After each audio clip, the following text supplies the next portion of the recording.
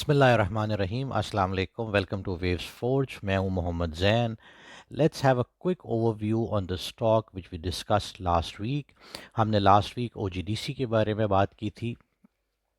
और हमने आपको ये बताया था कि we believe that after a prolong consolidation cycle जिसको हमने ए बी सी यानी थ्री वेव काउंट में ए बी सी से रिप्रेजेंट किया था we believe that that corrective cycle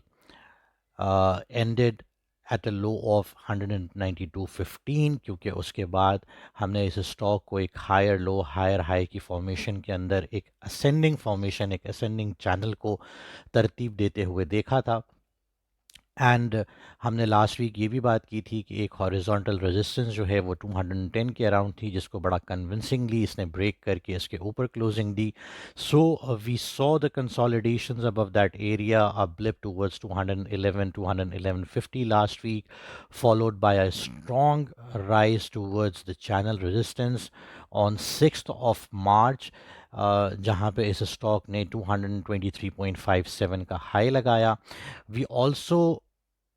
highlighted that the move can continue towards the high of 230 to 232 which was actually the high of wave B so हमने देखा कि last week इस stock ने जो अपना high लगाया that was around 228 slightly below that targeted area of 232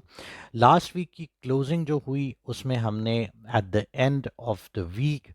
supply side देखी from a level of 228 and the stock dropped towards the low of 223.84 at close with the RSIs moving into the overbought region on the 4 hourly time frame so इस candle की formation के बाद हमें देखना ये होगा कि जो इमीडिएट सपोर्ट एरियाज हैं यानी 222 के वो अब किस तरीके से ये स्टॉक उनको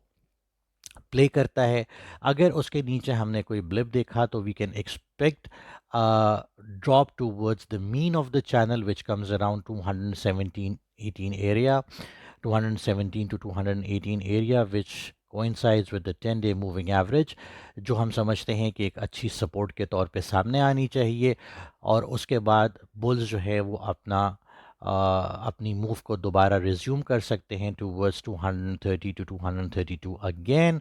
इस मूव को अगर हम गौर से देखें तो आप देख सकते हैं कि इस मूव को हमने अगेन एक ए बी सी